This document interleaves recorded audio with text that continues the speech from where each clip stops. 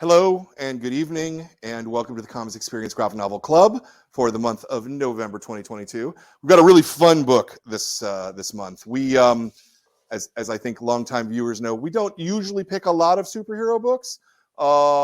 When we do, though, it's usually one that's really special and really fun. This is a supervillain book rather than a superhero book, but still, it's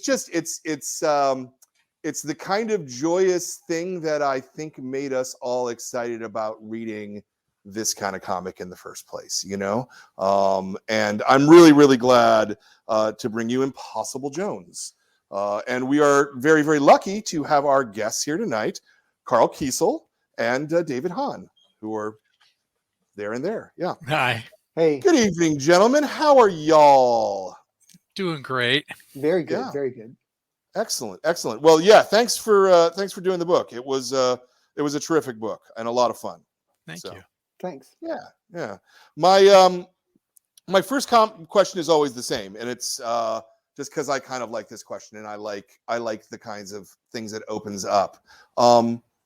Why comics? Of all of the things you could be doing in your life, why comics? And particularly in both of your cases, because you've both been doing comics for a really long time now. KARL's been doing comics longer than I have. Your first credit, I think, is 1984.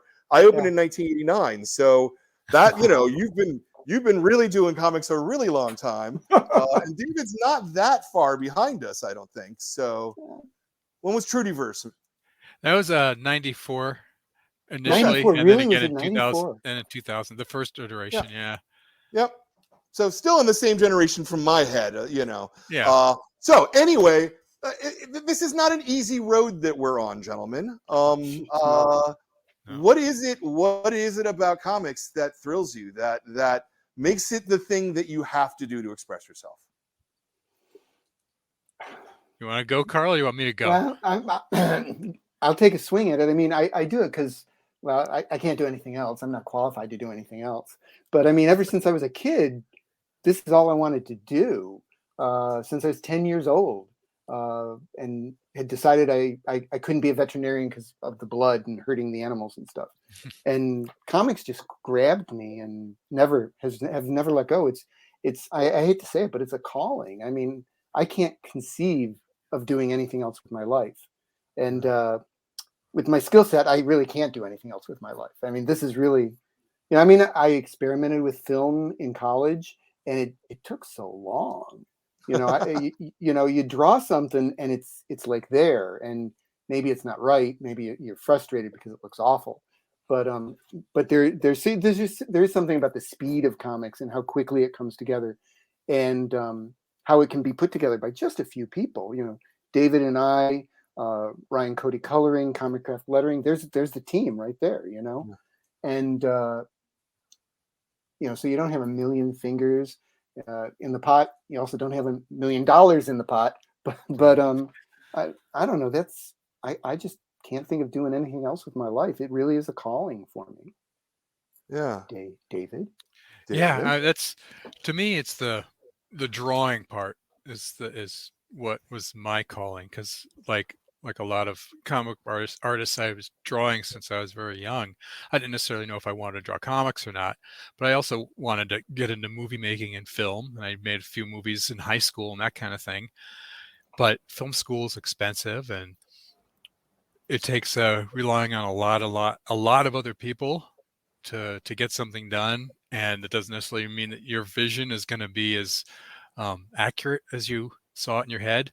And with comics, it's still not as accurate as you see in your head, but it's a way to at least have more control, and having a smaller team to put something together is that's the appeal for me. Yeah. Did either of you go to school specifically for comics, or just came to it the other way? Well, I did. I went to the Kubert School for 1 year. You did? Okay, excellent. Yeah, I would have been in their second graduating class, except while I was there, I decided, I was in the same class as John Tottleben and Tom Mandrake and Jan Duursema, and I was looking around at really talented people, and I was going, I don't got this. When I was in high school, I was like the school artist, And then you go to this place, and I wasn't even the B team. I was like the C or D team as far as talent went. And so I actually left after 1 year and went into an art school in Hartford, Connecticut. And I could not find anything else I wanted to do more. And so I eventually, moved down to New York City, started sending in samples to Marvel and DC until they got tired of me knocking on their door and gave me some work. But the school in Hartford was not a comics program, though, right? No, it was just an art school. In fact, yeah. it was a fine art school, and I'm not a fine artist by any means. Why I actually chose that school because it emphasized a much broader education, and I really enjoy math and literature also. And so that actually was part of the requirement of going to that school, is that you have this broad base of education. So that's really why I chose that. But the school itself was, really into painting, which I'm lousy at, and was really into performance art, which I don't understand. And but I met some really great people there, and friends to this day. And I can't really complain how it all turned out. In a sense, Karl, isn't like putting together your portfolio and knocking on the doors of Marvel and DC for a year or more, isn't that performance art? Right? I mean, in a way. In a way, you remind me of one time very early in my career. I was lucky enough to be sent to a show in Mexico City, and Denny O'Neil was there too. And Denny, he was a really quiet guy, really soft-spoken. And I was on a panel with him, and as soon as he got on that stage, he was like this electric personality, and he's cracking jokes. And that was the first time after we got off, I said to Denny, "Oh, so you're supposed to put a show on?" And he goes, "Absolutely." Yeah, no, very much so. David, how about you? Did you go to school for comics or film? No, I went to university for a year and a half, and then I realized I was just wasting my money. It wasn't what I wanted to do. Didn't know what I wanted to do. So no, I didn't have any formal training in it. I was just fortunate enough to be able to meet people that were comic artists that could teach me some tricks here and there. I grew up in Albuquerque, New Mexico, and at that time, there was not a lot of comic book artists there. It was not a scene, but there were a couple that kind of helped me out. Yeah. And so what led you to comics then, specifically? Well, I read comics when I was a kid, but I didn't necessarily love comics. I loved things, and if there was a comic book of that thing, then I would get the comic. Like, I love Star Wars, so I would read Star Wars comics, not because they were comics, but because they were Star Wars. And same with, some superhero kind of stuff. But it wasn't until I was in my 20s that a buddy of mine who collected comics showed me what he had, Akira, like Akira #1 when it was published through, I believe, Epic, and it was in color, and I didn't know what I was looking at. I didn't know comics could look like this. I was used to seeing Green Lantern and just Western style, American style type of comics, and that kind of got me excited to see comics in a way I'd not seen before, and it made me think that that's the kind of point where I realized people draw these things. I mean, of course I always knew that, but that was the point when I realized that this is people's jobs, and that their style shines through, and that that's the kind of thing that people often will follow an artist because of how they draw and their style, not just necessarily following the story of the character. Yeah. And so I wasn't until in my 20s when I saw that issue of Akira, and it wasn't until like 91 I saw an issue of I want to say it was Justice League Europe, and it was Bart Sears had drawn it, and I was like in a 7-Eleven on a spinner rack, and I was like, oh, comics, see what's going on, and I remember just looking at that, and it looked so different than regular superhero comics looked to me. Just his style, just something I remember there was an image he drew of the Flash, just kind of had this little smirk on his face, and it wasn't drawn in the way that I always think of when I think of comics. And that was like the next level for me of, not only do people draw these things and put their style on these things, they can kind of play with it and make it look sort of like it's supposed to, but different. It was like, definitely there was Bart Sears' fingerprint on this drawing. And I didn't know who he was. I was like, what is, and I go, who drew this? Who is this? And that kind of got me excited about that you're not just drawing the stories, and you can draw anatomy and figures and such well, but the fact that you could actually put a little spin on it. And we just kind of take that for granted now that every artist kind of has their style, but that was an eye-opening thing for me. Sure, because in those days there was a lot of house style in the comics themselves from Marvel and DC. So how did you get to do Trudyverse? That came about because I saw an issue of Love and Rockets that then blew my mind. There's like third level. We're going from 1988, I saw Akira and it opened my eyes. And in 1991, saw this Bart Sears Justice League, and it kind of blew my mind. And then seeing Love and Rockets, particularly Jaime's work, really just kind of took me up to thinking that it was just fantastic. And I remember it was one of the punk rock Opie and Maggie flashback at a punk rock show, and I just thought it looked so cool how we could. A lot of the drawing was what wasn't there, and so that just was. And these were just like regular people doing regular things. It wasn't science fiction. It wasn't superpowers. It wasn't anything like that. These are just people living in a neighborhood and hanging out and going to parties.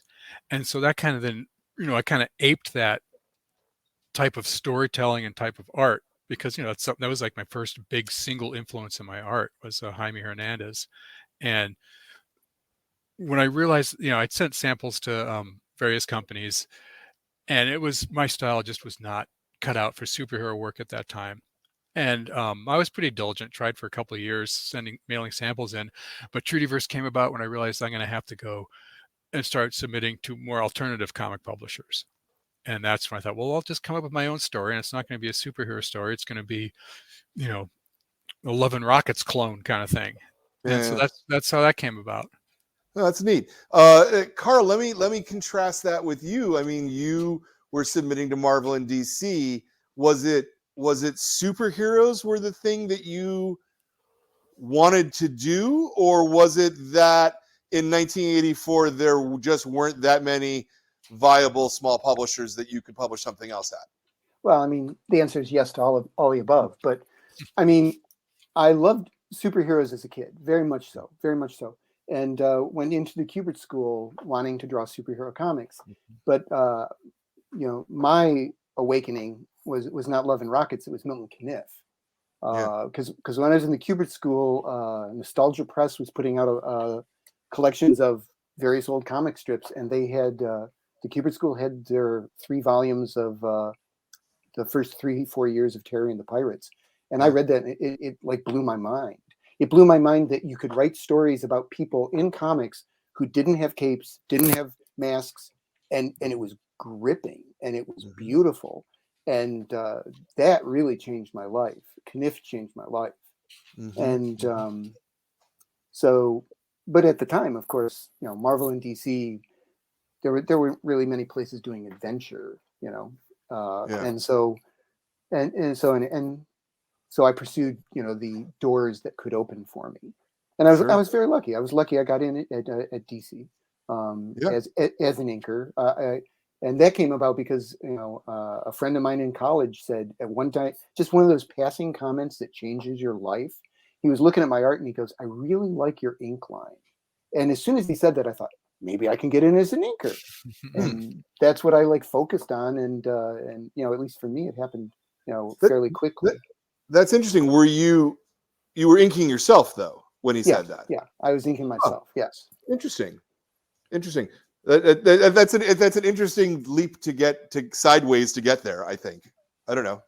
I like that. Well, I was just looking for a door. I was looking for any door, and and KARL can draw. KARL can. I'm going to cut it. KARL can draw very well, which really helps with inking over my stuff. And I'm just surprised that you're not a penciler, KARL. I mean, you're a fantastic inker, but I just look at your stuff and I think he can draw too. Yeah, but He'll I say, can't really draw that much that well. no, he can't. He'll say, here's an idea I had for a character. Here's a sketch, and it'll be like this, like publishable drawing. There, all right. Well, you're very kind, David. I mean, I can draw a pinup pretty well. So, but and there are people who've made careers out of drawing pinups. I understand that, but that's not my interest in comics. The storytelling is, and you know, like I'm working on a sequence that David drew right now that takes place in a convenience store, and I have to say, I would have gone crazy drawing that background. Nice. So maybe let's talk for a minute about the genesis of Impossible Jones itself.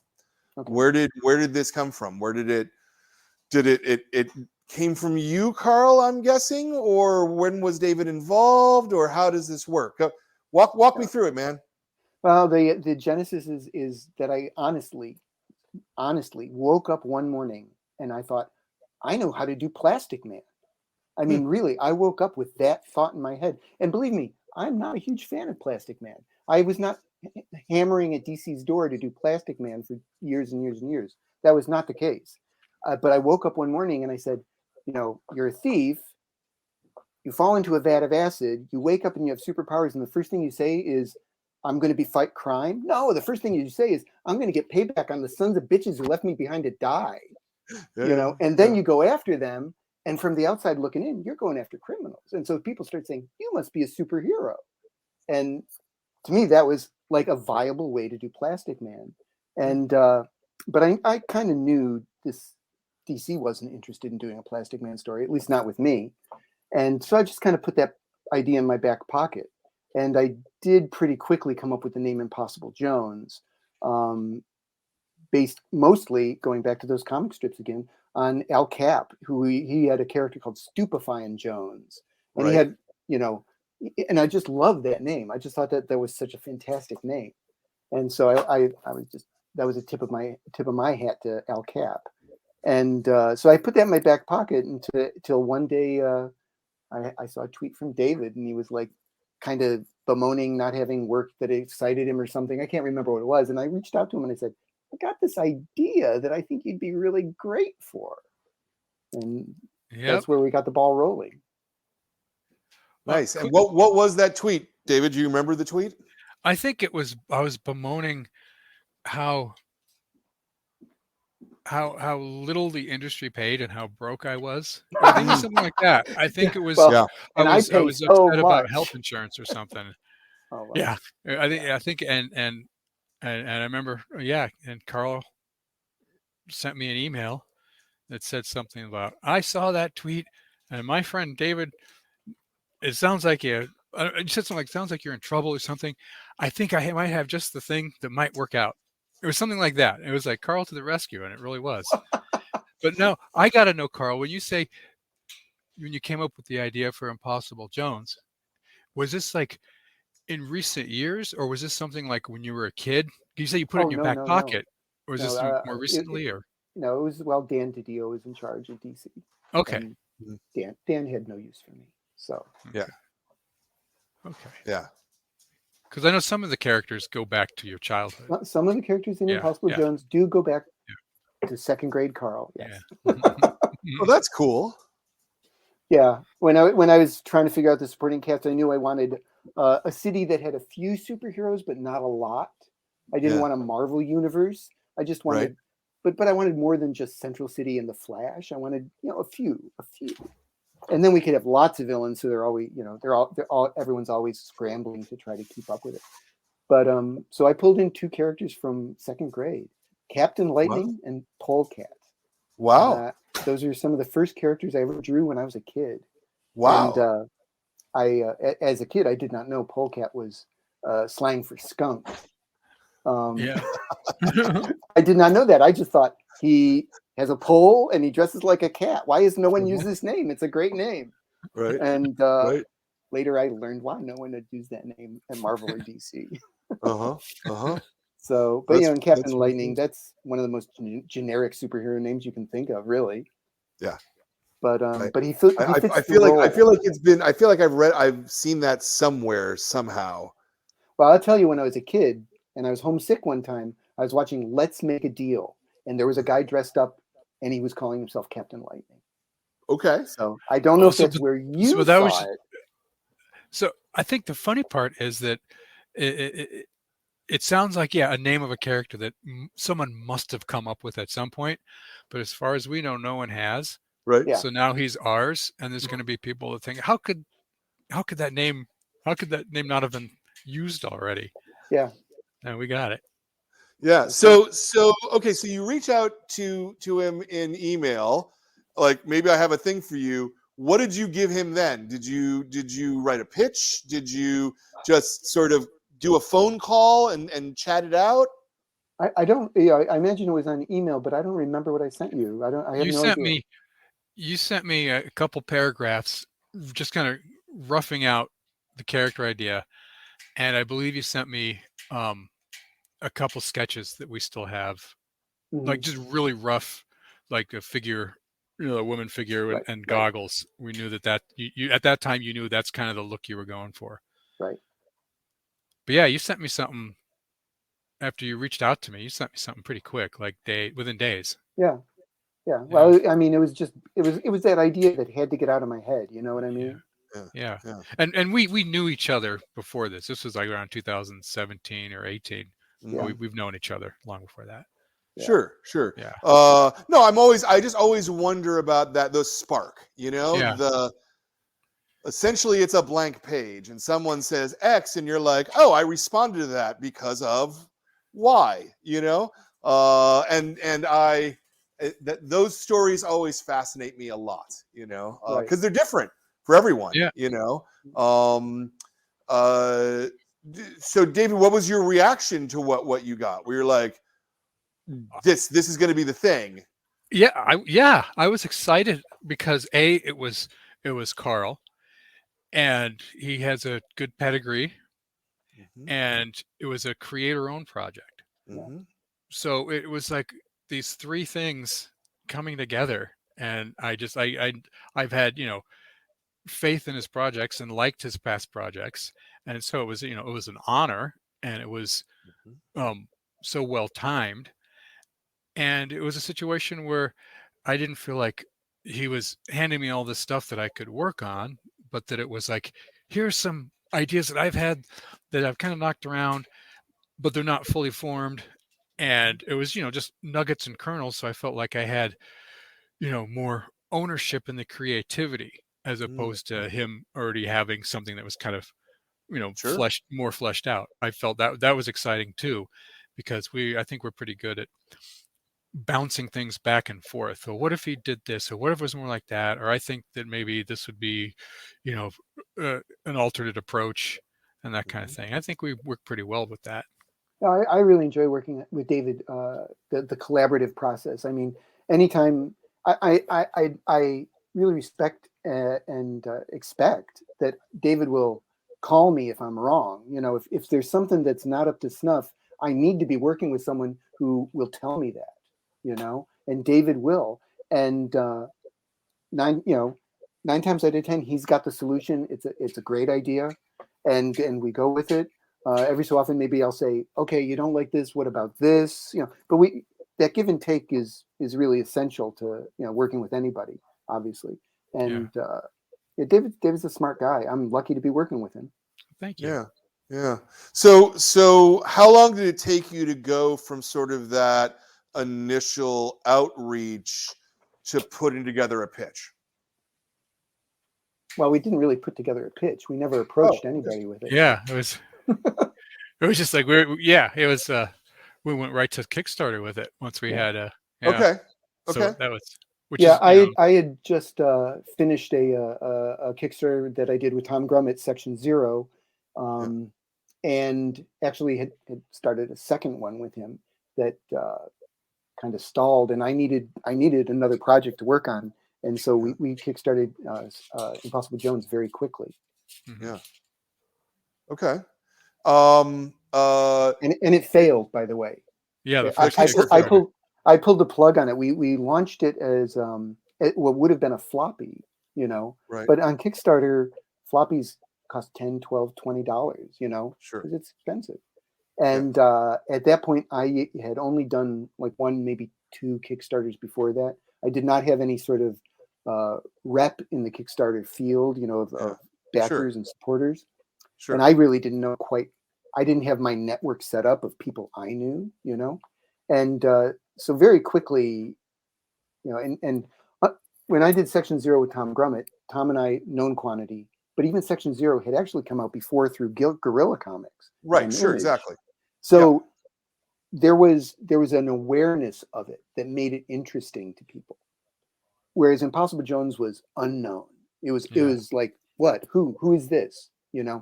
And very quickly, at least, I could see that if I spent a month running a campaign for an Impossible Jones Kickstarter, I didn't feel we were going to make the goal. And so very quickly, I actually pulled the plug because I didn't want to waste a month of my life doing that. Yeah. And so then David and I regrouped and decided, well, the Section Zero, that was a hardcover, graphic novel. Let's do it that way. And we still structured the book, probably because of my training, as 4 individual comics. Really, the chapters break into comics very easily. But when we went back on Kickstarter, it was for a graphic novel, and that was successful. Because of the higher price point, or because you had learned more tricks about how to make Kickstarter work? Yes to both. I mean, quite honestly, as soon as I thought that this first one's not going to make it, I actually started. We were doing these things that I called imp prints, which teamed Impossible Jones and Little Prince with other Kickstarter characters that we offered through their Kickstarters. The Hero Business, The Few and the Cursed. There was a few different Kickstarters that we did prints featuring Impossible Jones with their characters.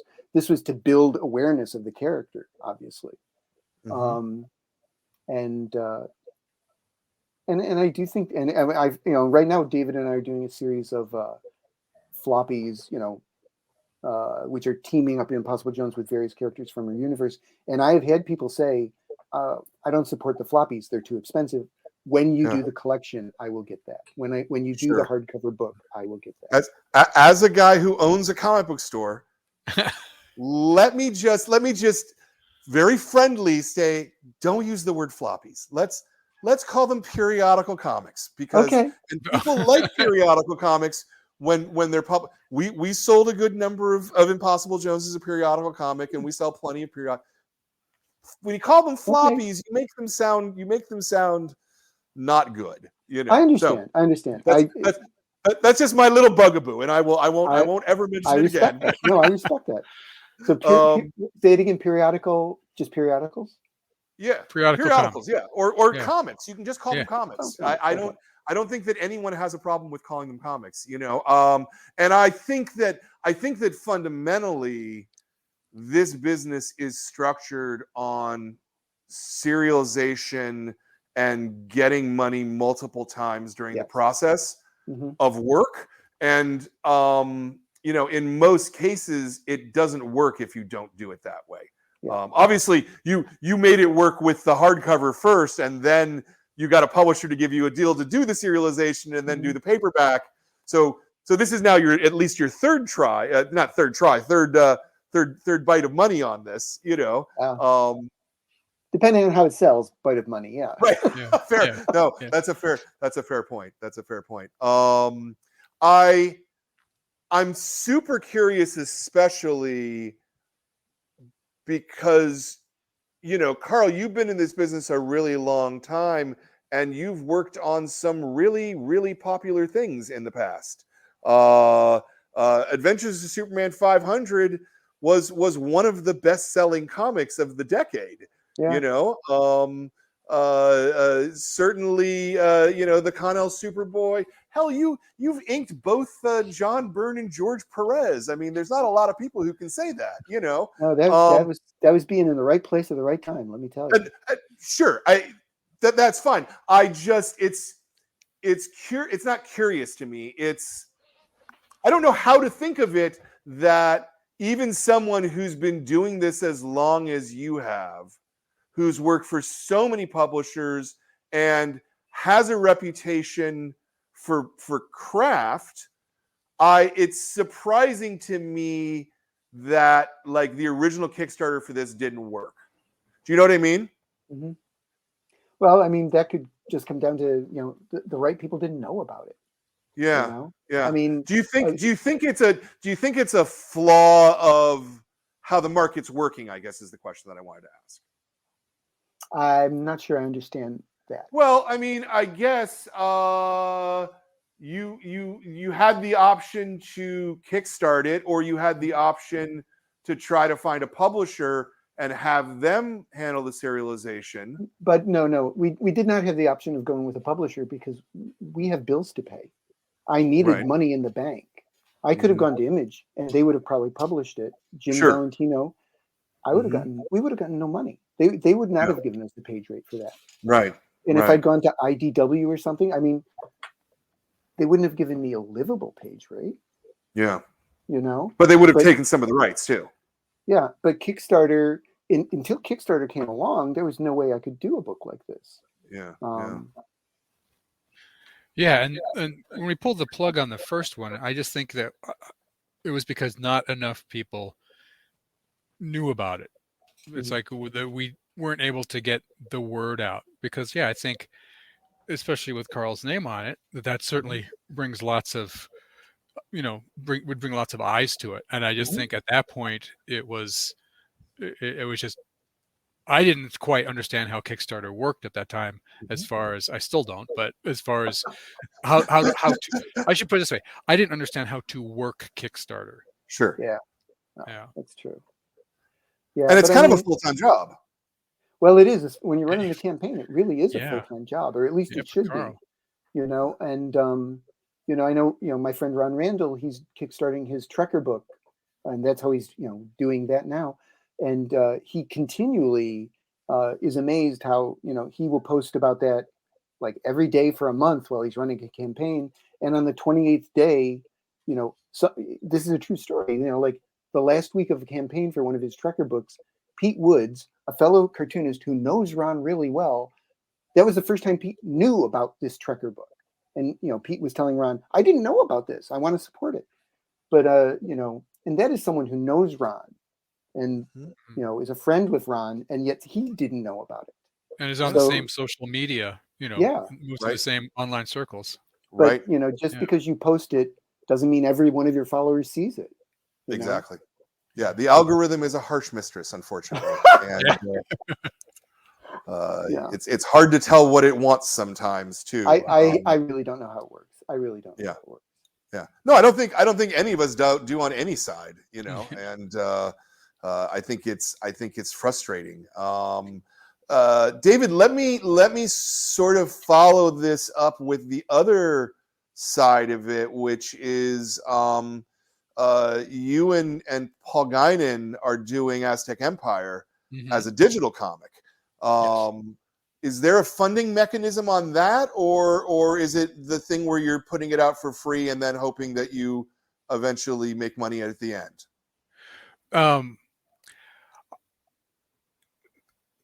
More the latter. I know there's a Patreon for it.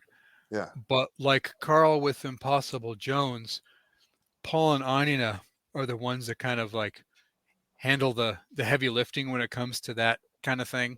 Sure. And I'm kind of even though I'm the co-creator, I am fortunate enough to be insulated from the having to figure that kind of stuff out. Yeah. If that makes sense. No, it does make sense. And the only reason I'm asking, and if this is all too intrusive, guys, please tell me to shut up, okay? I'm just, again, as a guy who sells comics for a living, it is critical to me that you can make money to produce comics. Yeah. Right? Oh, of course.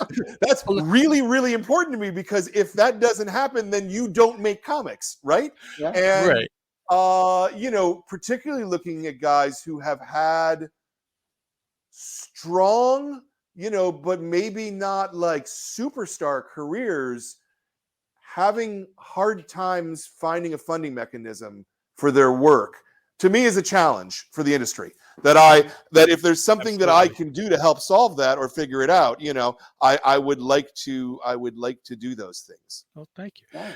As with Aztec Empire, as ominous as this sounds, and it is not meant to sound ominous, but when Paul and Anina pay me, I don't ask where the money came from.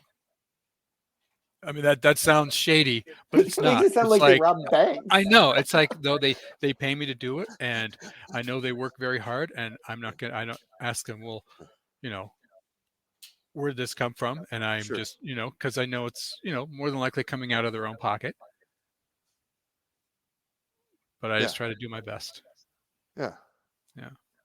But yeah, we need a mechanism so we can all get paid what we're worth. Everybody on the on the chain. And once upon a time, that mechanism was publishers. Yeah. So it disturbs me that people of your quality are having a hard time finding publishers willing to bankroll you enough to make things happen. Right. Yeah, I agree. Okay. Yeah, I was hoping you guys would have no, this is good because it works this way, and then okay, that ended in a dour place. Well, so I have to say, as I've gotten older, I've seen ageism in comics, and I think my own reading of it is at a certain point you get a typecast. And people said, I know what I'm going to get when I get a KARL KESEL comic, and maybe that's not the flavor of the month or whatever. And after you stop being the flavor of the month, you are very quickly forgotten, it seems. And quite honestly, right now at Marvel and DC, I might know 2 editors, maybe 3. And it used to be I would know all of them, And editors are just people. They call the people they know. I need help. Hey, Joe. I'll call Joe, and that's just the way of the world, Yeah. They also don't really fundamentally publish comics like this any longer, anyway. That are done in ones. That it's like just a narrow story. I don't know. Yeah, it's too bad. It's too bad because this is what all comics used to be like. I remember. This is why I liked comics, because they were like this, Yeah. And then they're like, oh, they're Batman and Superman are in the same universe. Well, that's cool, Yeah. Anyway, rawr, rawr. Okay, so you kickstarted it. It doesn't seem to work, but you still keep pursuing the idea to do the book. How did you approach the actual creation of the work? Did you just start writing 22-page scripts? Is that what you did, KARL? Or yeah, more or less. I mean, more or less. I mean, they're not 22 pages. One of the great things about doing this book is if they become 28 pages, they become 28 pages. Sure. And I may have taken over advantage of that. Let me put it that way. Yeah. But I mean, not advantage of me, but yeah. But I mean, when I sit there and I say, I remember begging for an extra page in an issue of Superboy or something, one more page so we can just give this a little more space to breathe. And it is a great privilege to be able to just say, yeah, I need that page. I'm going to take it. And I hope at this point I have enough self-discipline that is not, that I don't really pad stories. I really try very hard not to pad my stories. It does not seem indulgent. No. Yeah, indulgent. There's the word I was looking for. Thank you, David. Yeah. So, but yeah, I believe I just wrote. David and I work. I think the first one I wrote full script, but after that I started doing plot dialogue with David, because David just brings a lot to the table. And why just if he's bringing it to the table, let's not leave it on the table. You know what I mean? Yeah. And so, what does a plot look like? Is it just 3-4 pages, maybe, or 3-4 paragraphs? I generally and have always done this way. When I worked on Superman and Superboy, my plots are 1 short paragraph per panel. Okay. and there will be suggested dialogue, or maybe I'll just even say, and Impossible Jones says something funny here. Mhm. You know, that might be the extent of it. I just know the beat of the story means there's going to be a moment of levity here. Yeah. But a lot of times I have suggested dialogue and send it off to David, and you know, I try to be good. David unfortunately told me he enjoys 9-panel pages, so sometimes I send him 9-panel pages, but generally I try to keep it at 5, at most 6. If there's action, maybe Yeah. 4. And That's perfect for this book. yeah, and it is. Yeah. It's perfect for this book. There are pages, there are scenes where you can do that 9-panel grid, but generally you want it much more open for this book. Yeah. And then David will take what I've done, and no, you can tell him what you do, David. I take what KARL has done and I thumbnail it out. And early on, we decided it'd be best if I showed him the thumbnails to make sure that we're on the, coming from the same place on what the intention is for the actions on the page. So I'll send him my thumbnails, and he'll say, "These are great, John." Or sometimes there'll be things that we'll need to work out, and he'll send me a little, a revised sketch of, I was thinking more of this, it was coming down this way. Or sometimes I just, I get stuck in the weeds in something, and I'll say, "KARL, I'm having a hard time envisioning how this would work. What did you have in mind?" And then he'll send some little sketch that, like, "Oh, of course, duh." It completely clarifies everything, and we go from there. And then I'll just start drawing pages in batches and sending them off to be inked. That's neat. The KARL, do you make your own thumbnails for yourself when you're scripting, or do you wait until David says, "Hey, I'm not quite sure with this one"? Yeah, I'll wait. I mean, I just, like I said, it's 4 or 5 panels a page, maybe 6 if it's a talkie page. And really, the only thing I do when I'm working on a script, I'm sorry, I'm getting a lot of calls tonight. I'm sorry. So, like, this is one of KARL's scripts. I always print my scripts out because I need to be out actually. I can't just look at a PDF. I actually have to do something, and I'll have tactile, and I'll do little sketches in the margins, little thumbnails. Love it. And then I will do those up more legibly and larger and send them to KARL. And often it's just little. I've seen guys do layouts and thumbnails, and they actually have, like, the figures have proportion and perspective and all this stuff. Right. And Right. I think, okay, those are the guys will just take that and then they'll blow it up and they'll be kind of a step ahead of the game. But for me, it's more like trying to capture the emotion of what is happening and being able to convey it to KARL. Like, okay, Impossible Jones is angry in this panel, so I'll just draw like a little rough little figure with the little, icon shorthand frowny face or something like that. Very, very simple, because I'm just trying to convey the emotion for each panel and the flow of action. So I get kind of loose with that. Yeah, I love as long that. as KARL can read it, that's how much when you're doing the thumbnails are you thinking at that point about potential page turns and such, or do you wait until you start actually penciling before you start, like, worrying about the actual geometry of the space? It depends. With some of these stories that KARL has, we have scenes that take place in the same location for several pages. So I'll actually have to figure out the floor plan a little bit and figure out, okay, if a polecat's going to deploy his pole, like I tend to overthink things. I think, is he really going to have enough room to do that here and be able to hit this person that's behind him over here and such and such? And that's sometimes I get stuck in that with that, and KARL will write me back. And I'll say, "KARL, I don't know, I can't figure it out because he wouldn't really be able to do this and that, and KARL will write back and said, "I see what you're saying, but I think you're overthinking it about this." And then he'll present something that's just like that's right. Of course this works. It doesn't, I don't have to account for every second of action. We can go from, this to this. The reader's going to understand what's happening. And Well, that's the joy of comics, isn't it? Yeah, Right? That the reader fills in the space, Yeah, exactly. Yeah.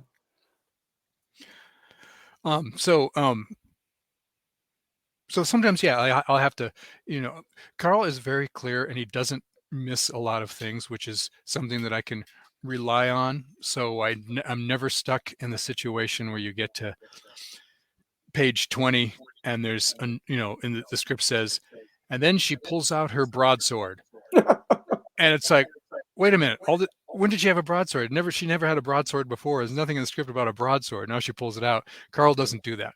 Carl, there's a plan for everything, and there's no surprises. So that is something that makes driving a little easier, so to speak. There's no Very surprises nice. for David. Plenty of surprises for the readers. Yes. Yeah. Oh, yeah. Let me ask you a similar question then, Carl. When you're plotting it, are you thinking about the page turns? Are you thinking that? Yeah. Okay. Yeah, I always think of the page turns. Yeah. Yeah. So, and I'll always try to make that right hand page have some sort of cliffhanger, so you want to turn it. Whether that's it can be as simple as someone asking a question. Why did you come here? I want to know. Turn the page. Yeah. The page turns are, once again, Mike Carlin drilled that into me back in the Superman days. I had a very good teacher. Yeah. But it must have been harder in the Superman days because you didn't know where the page turn was necessarily, right? Well, I guess it's true. I mean, I always just kind of assume, obviously there's advertisement, but I assume if it's a page, even an odd page number, you're going to have a page turn. Right. Even you don't. Yeah. That's not always the case in Marvel and DC, but that's always how I wrote it. Yeah. We don't have to worry about a got milk ad. Yeah. Jumping up in the cliffhanger. Yeah. Yeah. No, exactly. David, you work physically, yeah, not digitally? I go back and forth. Oh, okay. A little of both. But what I usually do is my process is after I've got my thumbnails approved from KARL, what I often do is I'll either sketch out the entire page on a piece of 11 by 17 paper, or I will draw figures individually in my sketchbook. So if I know there's a scene of a character getting whomped and flying backwards, I'll just draw that character and scan it in and cut and paste it in Clip Studio Paint and lay out the page that way, and then print it out and then redraw it and tighten it up and then scan that in. So yeah, so I'll have digital and actual physical medium. That's a fair amount of extra work to sort of do it twice, essentially. It does, but it goes by kind of fast. So like my pencils sometimes are just on my final pencils. In some cases are just on this printer paper. Yeah. And I'm penciling right on that. So there's no way Carl's going to be successfully, or anyone, inking on this printer paper. But, so just because the texture of it on my hard wooden drawing table gives me the tactile feedback that I need for this type of work. Yeah. It sounds kind of weird, but just having thin paper on hardwood just makes some of these drawing some of these characters a little bit easier for me. Yeah. Yeah. And then you scan it in and then print it out large size. Is that what I heard there? Well, what I just showed you would be my finished version. I'd scan it in and then email it to KARL, and then he'll do his process from there. Yeah. Okay. And KARL, are you inking digitally then? No. I blue line his stuff and print it out, and I put a nice little top line on everything. Okay. And print it out and ink it up. I am not a digital inker by any means. I like having this in my hand. Yeah. And I would maybe I'm wrong, but I would also think that sort of the physical process of inking kind of requires that tactile feedback. Well, it does for me. I enjoy that. And even more than the tactile, I enjoy watching the ink on the paper. This sounds like fetishistic or something, but there's a way that the ink lays down on the paper that I find, I don't know, beautiful, really, quite honestly. Yeah. Mm-hmm. Yeah, I've recently I tend to go back and forth every year or two between digital and analog illustration, and I did 6 issues of a $6 Million Man a few years ago, and that was completely digital from pencils to inks. There was not a sheet of paper used for anything. Mm. And then I often would ink digitally when I'm doing something where I'm inking myself, but lately it's not been as pleasurable to ink digitally because you tend to be, it's easy to zoom in on something and then start getting really fussy. Mm-hmm. And then when you zoom out, you realize that was just a little teeny tiny head in the background no one's going to care about. Mm-hmm. And I don't like how a stylus feels on a screen. So for my own projects or my own sketches where I'm inking, I've also I do it analog as of late. Mm-hmm. Mm-hmm. Mm-hmm. Yeah. One of the things I hear a lot from people who are penciling and inking their own work. So it's pretty rare that I talk to an inker separately. This is why I'm following up with this question, is that people tend to say that penciling is they've never said it this way, but it's more of a hot activity where they're active, their brain is really thinking, they're problem solving, and that inking is a much kind of colder process. Is that as true when you're doing someone else's pencils? I think so. Yeah. I mean, I know what little penciling I've done. I think I probably could listen to music, but when I ink, I often listen to podcasts or books on tape, and I know I can't do that when I'm penciling. My brain is too focused in some other direction. I can't even listen to music when I write. I have to quiet. Oh yeah. Yeah. But I when I write, I know all I'm doing is putting stuff out. Things are leaving my body, going onto the paper or into the computer. But when I'm inking, stuff is going out my pen when I'm inking with my brush. But I can bring stuff in. I can listen to the news and actually retain what the news is talking about. So once again, I'm very popular tonight. Very popular. When I I think that's more phone calls than I get in like a month in one night. So, and I'm sorry, I don't really know how to turn my ringer off, and I'm afraid if I it's all good. It's all know how good. to turn it It's back fine. on. Whenever I ink something, I like if I'm going to ink Aztec Empire, I'm usually just inking my own stuff. But I don't consider myself an inker like Karl. Karl is an inker because he approaches it with a sense of professionalism and craft and has solutions to problems.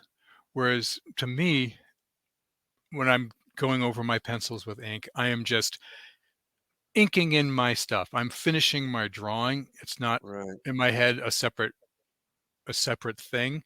However, when I do have done the heavy lifting to get a page drawn and say it's Aztec Empire and it comes time to ink it, I'll sit down and I'll think, I get it. I get when Karl says about how it's almost a meditative kind of thing, that you still have to figure out line weights and how you're going to do this and how you're going to do that, but you're not problem solving as much. The storytelling's done, the construction is done. Now it's just making it look extra nice. And I can see how that's something that an inker can look forward to doing, because that is almost like like a Japanese garden with the rake in the gravel, like just something that's very smooth and mind clearing, even mind clearing, not mind clearing, that can be just meditative. Right. Yeah, I mean, I always kind of compare it to a cinematographer in movies. I'm not the director as an inker, but I do. I mean, I look at David's stuff and I say, what is David trying to say here? And how can I say it in ink? How can I maybe enhance what he's trying to say in ink? But I mean, really, it's what David is saying, what I'm trying to capture. Do you end up making lighting decisions as well when you ink? Me? I would say rarely. I would say rarely. Okay. I mean, that's really in David and Ryan, the colorist, Yeah. Yeah. his hands. Yeah, I was just trying because you said cinematography, and that's the next place Yeah. that my brain went was, Right. is that a, because I don't know. Yeah, The the term I always liked, though it never really became popular, was embellisher rather than Yeah. inker. Do you have a stance on those terms either way? No, I like inker fine. Yeah. I have no problem with inking. Inking is what I do. It's like I don't have a problem with the word comic book as opposed to, Right. Floppy. graphic storytelling or whatever, floppy. Floppy. I'm sorry about floppy. Yeah. See, sorry. no, anyways, so no, I don't mind being called an inker at all. So. Yeah. Yeah. No, it's certainly it's an interesting craft. Inking and coloring and lettering are all as important as the penciling, but it seems to me that they just don't get the same amount of respect a lot of the time. Mhm. Yeah, well, I would say I would probably say they're not quite as important as the penciling, but I would say that when I got into the industry, the hierarchy was writer, penciler, inker, and I have to say today that the hierarchy is writer, penciler, colorist, inker. I mean, computers, what people can do coloring with computers now, and I'm not even talking about the over coloring that you see everywhere with special effects on every panel. But what Ryan can do with Impossible Jones using the computer, the subtlety he can bring, more and more, I notice art because of the comic art because of the coloring, as opposed to the inking, and that's an inker talking to you. Right. Interesting. How long did the various steps take? You writing a script, is that just a matter of days? Depends. I mean, I can usually do about 6 pages of plot a day. So within a week, I could probably finish a regular comic book. Okay, some days not quite 6, rarely more than 6. Yeah. And then inking, especially with 2 small kids at home, 1 page a day. Yeah. And David, for the penciling, the thumbnail and penciling, so that's 2 steps, I suppose. If I'm doing it for myself, it's a lot shorter time than if I am penciling for KARL to ink, because there's just certain shorthands I can give myself that I know. But I would need to make things much more clearer for another party to ink.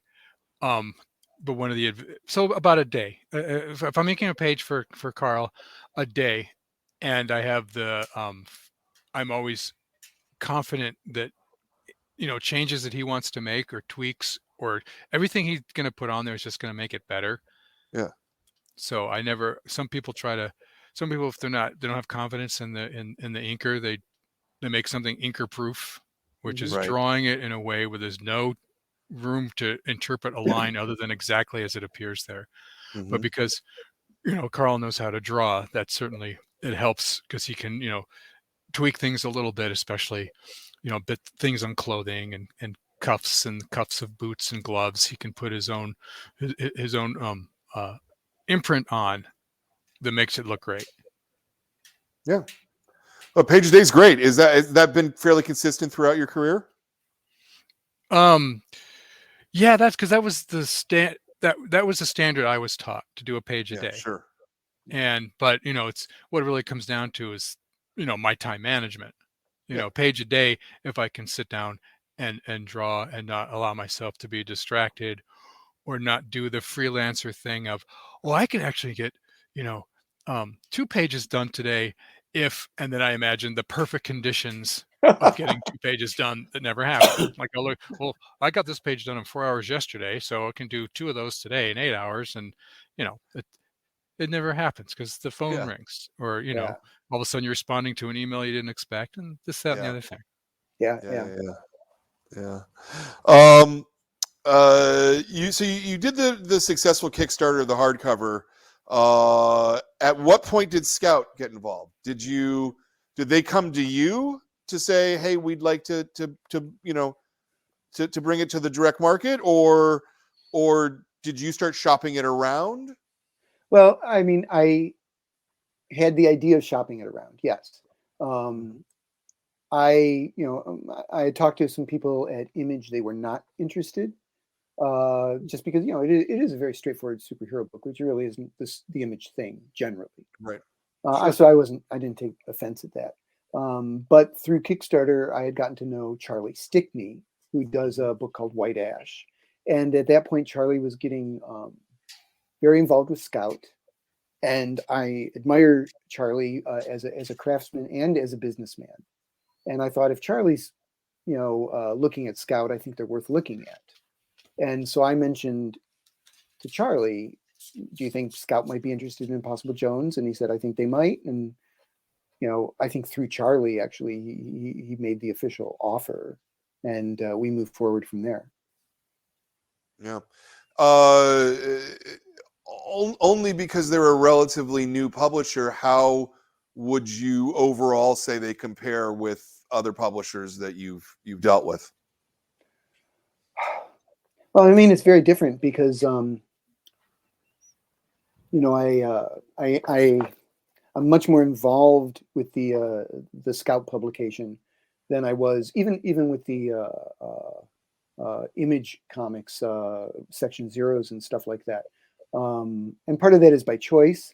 I have a pretty strong idea of how I want the book presented. And so quite honestly, I asked if it was okay if I helped, put together the inside front covers, and stuff like that. That was my choice, but they were very happy to let me do that. And I, for better or worse, I find almost every stage of making a comic very interesting.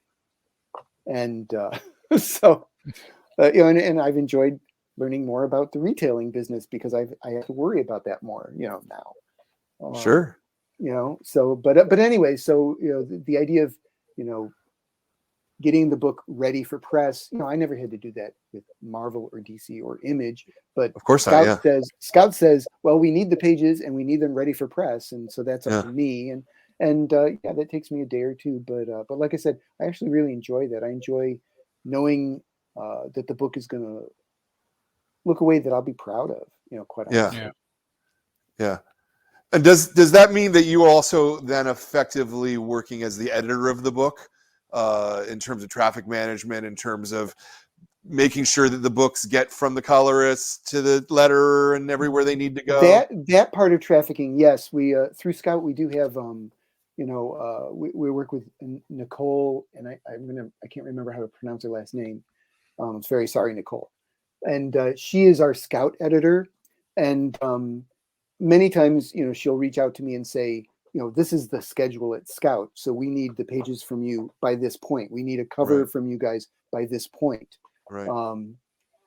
But she also will read over what we've already published, as Kickstarter books, and go, well, you spelled this wrong, and the punctuation here is wrong, and you have 3 ellipses here, but you didn't follow it up over here. And so she cleans up our act for us. It's up to me to get those changes made. But believe me, the Scout versions of the stories are a little bit more clean and well presented because of Nicole. And she does, at this point, actually, I send her the plots I'm sending to David, because I go, you're going to edit this book later on. You might as well look at it now. Right. So absolutely, Nicole has stepped up as another sounding board, and she will often say, this scene I really like. Maybe this scene is a little weak. I once again, I'm working with some people I respect and who have a good head on their shoulders, and so I listen to what Nicole says. Yeah. So that's great. Yeah. Have you gotten any notes, David, on the art side, editorially? Just from KARL once in a while. But yeah. Yeah, I don't think Nicole's ever, at least to me, said anything about the artwork. Okay. You guys are doing a second series of Impossible Jones. That wasn't kickstarted, was it? Yes, we are. Yeah, we're doing a Oh. second series of comics, not a hardcover. Okay. That will. We were going to, at least, my plan was, well, it was successful as a hardcover the first time around. Let's keep doing that. But the amount of money you have to raise, that's a lot, And so we decided to aim a little smaller and do comic books instead of graphic novel this time around. Yeah. And that meant we could, once again, this was also a consideration, was if we do a graphic novel, it might be a year or a year and a half before it's done. But Right. with the comic book, we can get Impossible Jones out in front of people more often. Yeah. It's not a monthly basis, but it is more often than every year and a half. Yeah. And the idea was that my original idea was we would do 4 team up books and really this would be a chance to explore her little city and the supporting characters and the people around her a little more, really flesh out her world. And I just instinctively, that's what I wanted to do next. I wanted to get to know the people around her and the places she hangs out and stuff like that, and the idea originally was we'd do 4 of these comic books that would be the size of a regular comic book. And we could do that in a year, maybe a year and a half. And so the first one was 28 pages. And the second one became 38 pages. And the one we're working on now is 48 pages. So yeah, they're growing. So unfortunately, what I thought was going to take a year and a half is probably going to take us a couple of years to do. Right. But once again, this is what the story's called for. To tell these stories took those pages. Yeah. Yeah. Yeah. You're not begging for that extra page for Superboy. Yeah. No. Yeah. So the model still becomes Kickstart, publisher, collected edition, Right. sort of multiple things. At least where we are right now in the Kickstarter universe. One Kickstarter really doesn't. It might break even, but we certainly are not putting money in the bank. At least I'm certainly not. Yeah. And I got kids that are going to go to college someday, I hope so. No, I understand. When we would like them to do that, and we want you to have money. I mean, whatever it takes is what it needs to be. I wish things were a little more coordinated between all the different channels a little more, because it's such a wild west out there, Yeah, no, it is.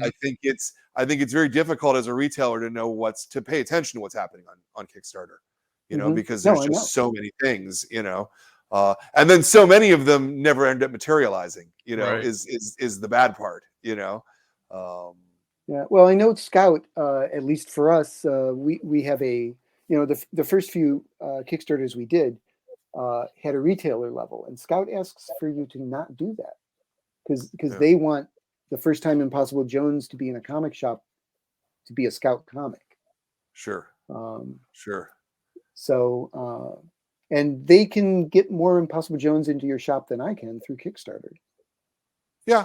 No, I mean, I suppose there's so many challenges there. I have strong feelings, but I never want to tell anybody do it this way or because it's more important to me that you guys are able to to make money doing work, right? Mm-hmm. Like that's the critical part, is that you can do it and pay your bills and send your kids to college and do the things you need to do. That's more important. So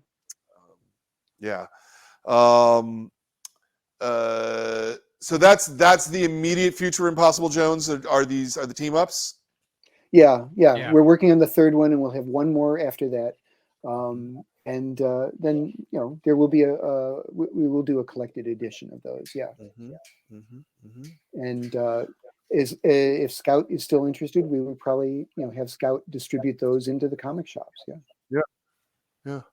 Do you how far do you see this going potentially? Could you Could you write Impossible Jones for the next 10 years if the market wants it? I mean, KARL. I certainly think the stories could be there. Sure. Yeah. And I mean, at the same, I will say this: one of the unexpected things that happened with Impossible Jones is a supporting character really became a fan favorite. I mean, it was astounding. There's a character called Even Steven, and it's to the point where every time we kickstart an Impossible Jones comic, the stretch goals are Even Steven solo stories that we put in the back of the comics. I mean, he became very popular, and He was a breakout character. He's the breakout character. He's the Michael Keaton of Family Ties or whatever. But but so the idea of okay, you're right, but I just wow. Okay. Well, I don't know. That was the first time I ever learned about breakout characters. Was Michael Keaton on Family Ties? That was the first time I heard that term used. Okay. So whenever I think of breakout characters, I think of Michael Keaton. Right. It's weird because I would have thought of Arthur Fonzarelli. I was going to say the Fonz. Well, yeah. I don't think that to me is the original breakout character. Yeah. Well, I don't think I heard that term used with him. That's the difference. Yeah, but I would agree, he certainly was. But anyways, because he is very popular, there's a very strong fan base for him. I think it would be very fun to focus on him at some point and really see what makes him tick. So as another mini series or a one shot or graphic novel or something, and once again, that might also be a nice slight change of pace for David and me. Sure. Yeah. So, but I mean, Impossible Jones is a character that I have deep interest in, and I think there's a lot of potential in the concept that we really have barely scratched. Yeah, this is I agree. A setup. Yeah. Yeah. No, I agree. Like I said, ton of fun, and I loved it a lot, and I would love to see more. That is fantastic. What else are you guys working on that you want to plug?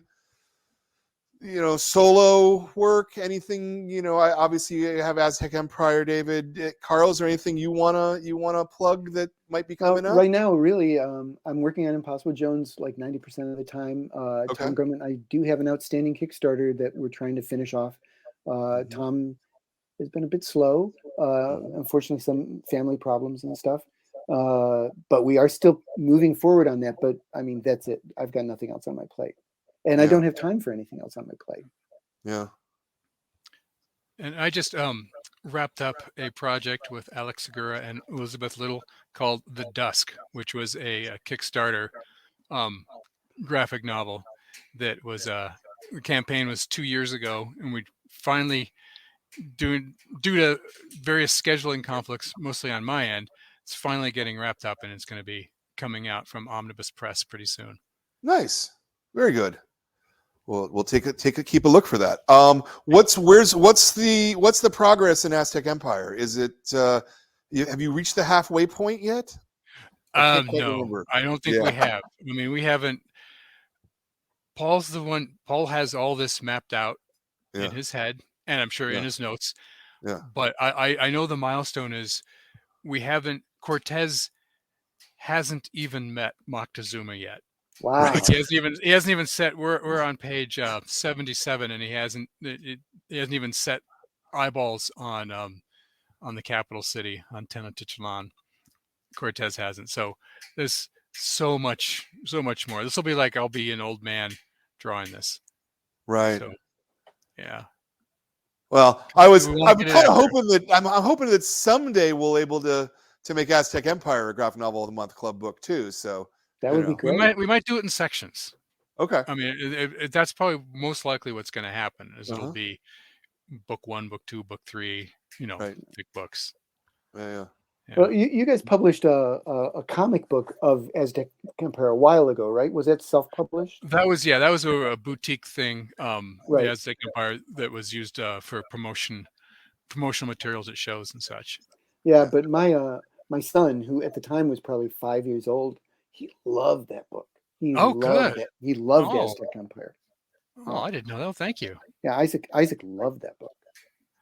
All right. Well, we're going to keep this plenty more of work of that. Plenty more of that story to be told. That's for Yeah. sure. Yeah. Yeah. No, I'm waiting for a physical copy to come out so that I can sell it because I can't sell digital comics. Sorry. No. Not a thing I can sell in the store, Yeah. Oh my God, that'd be terrible. They'd just be like, what would that even be? Like little cards on a rack that you take and you just scratch off the thing and type it into your computer. This is somebody has actually it may even have been Scout. Actually, it's one of the newer publishers has tried that, and I don't think it went over very well. Yeah. It might not have been Scout. Maybe it was Mad Cave, or like there's all these publishers that kind of came around right at the same time. Right. That I get confused, unfortunately, of who is who and what is what. But yeah, someone tried it exactly that way, like a spinner rack full of little plastic cards that you. And I was just like, that's not. I don't want that in my store. That doesn't seem right to me. Oh, okay. All right. So let's do the big wrap up here. This is a series, obviously, as you guys know, of shows.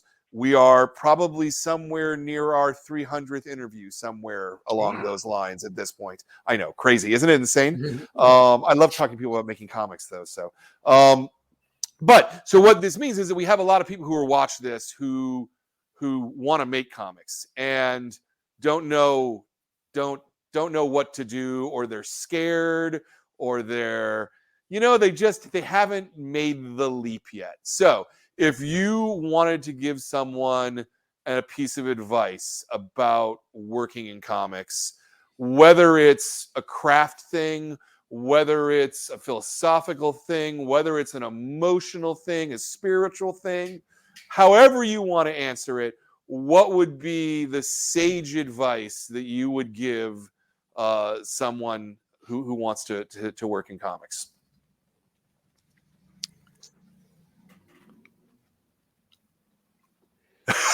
It's on the line. I go back to what I said almost at the beginning. It's got to be a calling. It's just got to be a calling. It's got to be a question of that you almost really can't imagine yourself doing anything else. You've got to love this. That's why you got to do it. That's why you do it, because you love it. I mean, many years ago, I was actually invited to talk to a graduating class from my high school many years after I graduated. And, my advice to them, and I think it was good advice, was, find something you love to do as your job. And if you love it, the money will come. And if the money doesn't come, you still love it, And that's always been my approach to comics.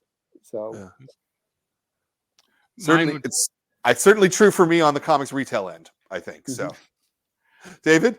I would say for either an artist or a writer, but primarily for an artist that wants to draw comics, draw the comic that you would want to read. Yeah. Create the comic that you would be excited to see and want to read.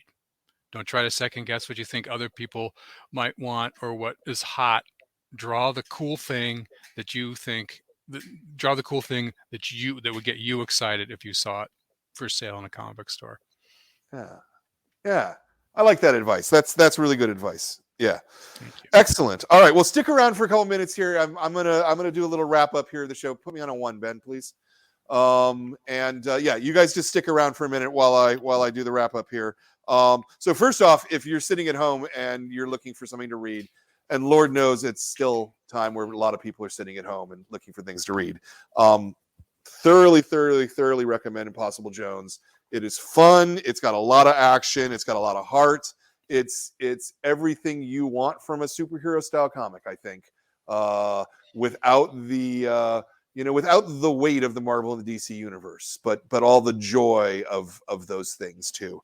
And if you buy it from us, from our web store, you also get this super cool signed bookplate with it that is very cool. It's very cool. So buy it from us. That's a thing to do. I would like to make a lot of thanks here. I want to thank Jordan, my producer, who does all the stuff backstage. I want to thank Ben, who has been running the camera tonight. Thank you, Ben. I want to thank my staff, Kat, Katie, and Zoe, for being a staff and letting me sit around and talk about comics with people. Because certainly, that the store is what pays the bills. And I want to thank everybody who's sitting at home and watching this, or if you're listening to it on our new podcast versions. Go ahead and subscribe. It makes a huge difference. And, talk about it on social media and let people know if you hear things that you like, if you like our books. Join the club. Do it. Join the club. It's a thing to do. And most of all, I want to thank KARL and I want to thank David for making a great book like Impossible Jones, which gives me a thing to talk about. Because if it wasn't for you guys making comics, I would be a lawyer or something. I don't know. I mean, something not as interesting as a comic book shop guy, though. So thank you from the bottom of my heart for being here, for participating, and for making great comics. Thank you, Brian. Thank you, Brian. Thank you. Yeah. And thank you for all the hard work you do. Yeah. No, thank you. Yeah, no, thank you guys. Next month's Adult Club book will be this Forest Hill Bootleg Society. By Dave Baker and Nicole. I'm going to go with Gao, but it might be Goo. We'll find out next month. That show will not be broadcast from the store. It's going to be broadcast from the Moscone Auditorium in San Francisco at Fan Expo. And we'll have a big, loud crowd probably yelling, probably. So that should be really interesting. And then next month's kids book is a lot of fun. Alcato and the Turnip Child. By Isaac Lenkowitz, I believe is how you pronounce that. This was a lot of fun. All the kids are going to love this. I love comics. I love talking about comics. Thank you so much for being part of our world of comics. We'll see you next month.